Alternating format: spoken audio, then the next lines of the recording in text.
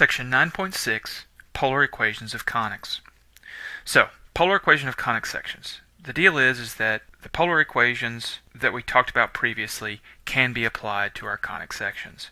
And so the ones that we're going to deal with are r is equal to e times p divided by 1 plus or minus e cosine theta, or r is equal to e times p over 1 plus or minus e sine theta. Now, one conic section that we didn't talk about heavily is the circle, but we remember that we have our forms of the circle as previously discussed when we talked about polar equations. So, there's these two measurements, e, eccentricity, p is the distance from the directrix to the pole. Okay. Now, eccentricity is this interesting thing where eccentricity is actually a measure of roundness. And so, the most round figure, a circle, has eccentricity 0. And then as we get things that are less and less round, we're going to get larger eccentricities. So specifically, like I said, if you had e equal to 0, e equal to 0 means you have a circle. Okay? And so if e is 0, we have a circle. Well then, if our e is equal to 1, well, that's a parabola. If e is between 0 and 1, if you were to think about this, if I claim it's a measure of roundness, it should be the one that's closest to a circle, which is an ellipse, and that's exactly what it is. Then the things that are greater than 1 are actually going to be hyperbola. Well then, once we have that, we can just break down what the difference is between those two forms of our polar equations. And so we have the ones that have a vertical directrix, which means that it's a directrix perpendicular to the polar axis. And if you were to try to find the vertices, you could just plug in theta being 0 and pi for these to find the vertices.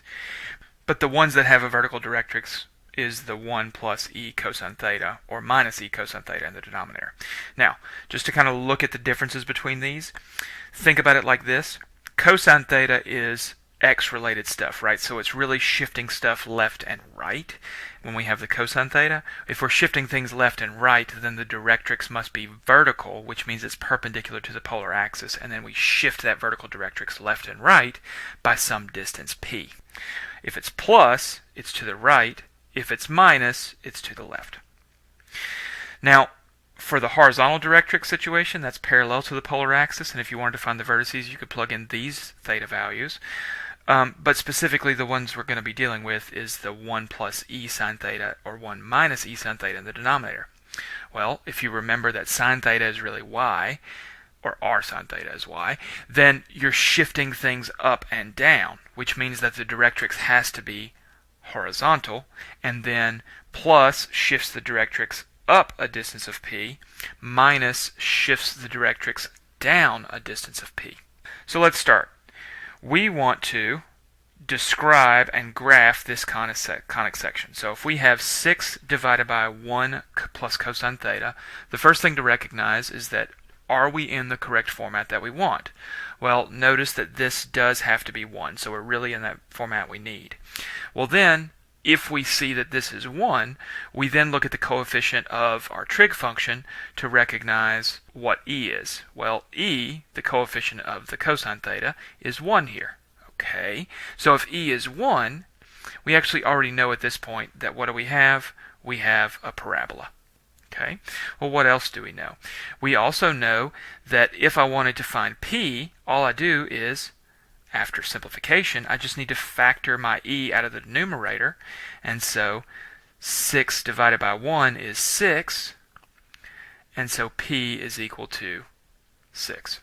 Well, next question, is our directrix vertical or horizontal, and therefore parallel or perpendicular to the polar axis? Well, if it's cosine theta, we know we're going to be shifting things left and right, which means the directrix must be vertical.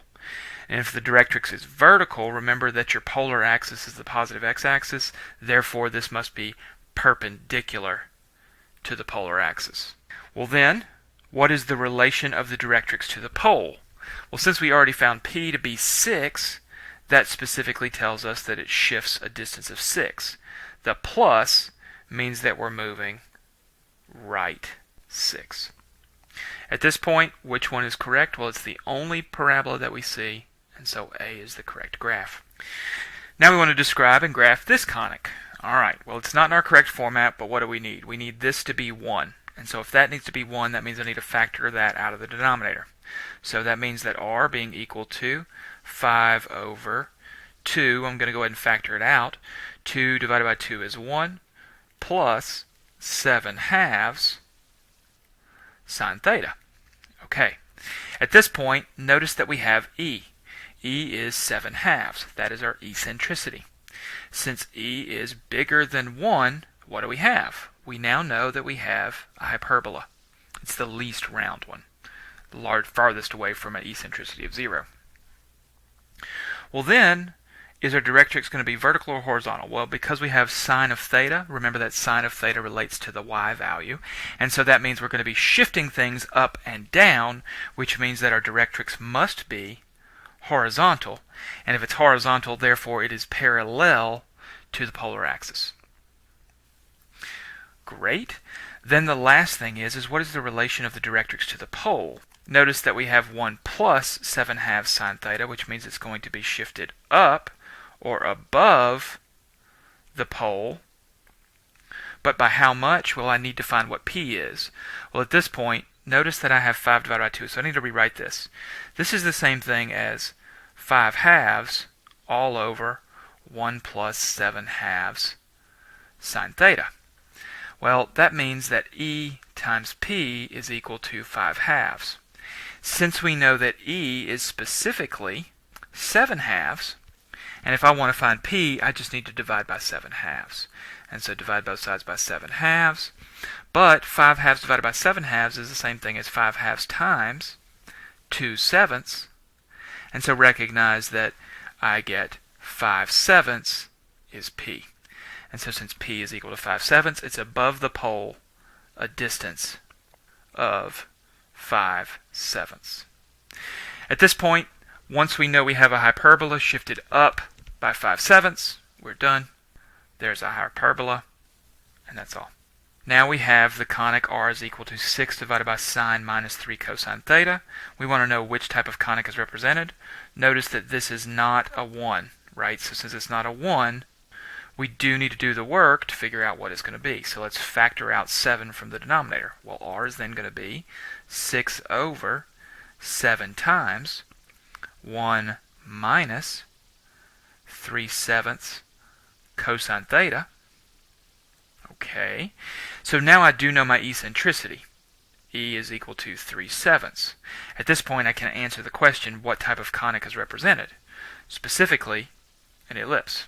Next question, is our directrix vertical or horizontal and therefore parallel or perpendicular to the polar axis? Okay, so if it is cosine, we know that we're going to be shifting left or right. Since we're shifting left or right, that means our directrix must be vertical. And if our directrix is vertical, then it's perpendicular to the polar axis. Then we want to know what's the relation of the directrix to the pole. Because it's minus, we know that it's going to be left of the pole, but by how much? Well, let's figure out what p is. So just reorganize this. This is then really 6 sevenths all over 1 minus 3 sevenths cosine theta.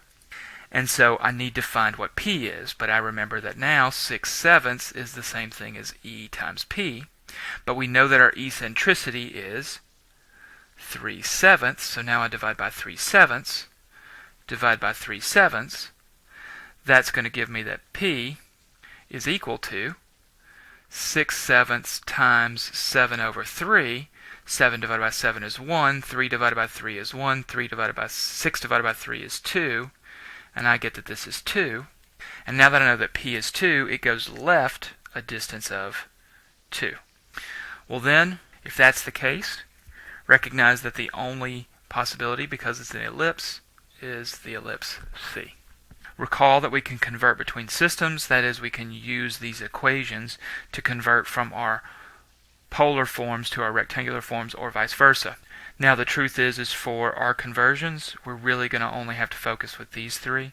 And so r is equal to the square root of x squared plus y squared, x is equal to r cosine theta, and y is equal to r sine theta. That should be enough for us to work this out.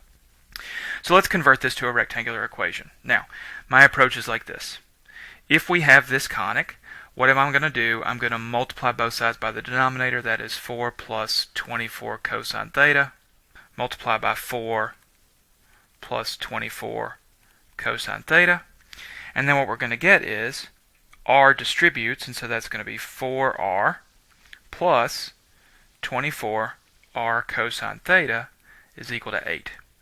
At this point, I remember that r cosine theta is x, so this is 24x, and r is square root of x squared plus y squared. And so this is going to be 4 times the square root of x squared plus y squared plus 24x is equal to 8.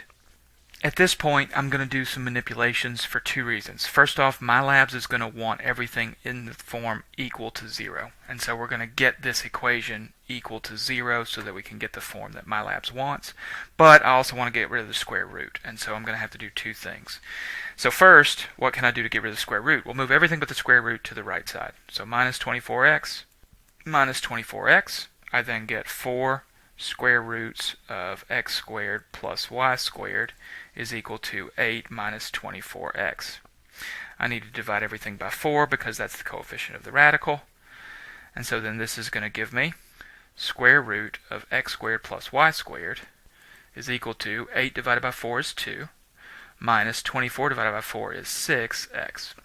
At this point, I'm just going to square both sides to undo the radical. And so we get x squared plus y squared is equal to binomial multiplication. 2 times 2 is 4. 2 times negative 6 is negative 12x. Negative 12x. Negative 6 times negative 6 is positive 36x squared. But now I need to move everything to one side so it's equal to 0. So I think the easiest one to move is to subtract x squared, and subtract y squared from both sides. And so then this is going to be 0 is equal to 4 minus 12x is minus 24x, plus 36x squared minus 1 is plus 35x squared minus y squared. And so this is the format MyLabs wants it in, and we're done. Again, I'm going to multiply both sides by my denominator, 3 minus 2 sine theta, 3 minus 2 sine theta. Then I get that 3r minus 2r sine theta is equal to 3. And so r is the square root of x squared plus y squared. And r sine theta is y. And so we're to this. But now I do need to get rid of that square root, and then I'm going to set everything equal to 0. So I'm going to add 2y, add 2y. This is then 3 root x squared plus y squared is equal to 3 plus 2y. Divide by 3, divide by 3. This then gives me square root of x squared plus y squared is equal to 1 plus 2/3 y. Then I'm going to square both sides.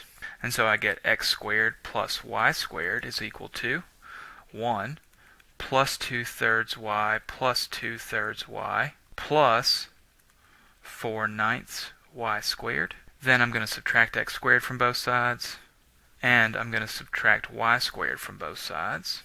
And so then I get that 0 is equal to 1 plus 2/3 is 4/3 y minus 5/9 y squared minus x squared. And so it's equal to 0. Thus, we're done.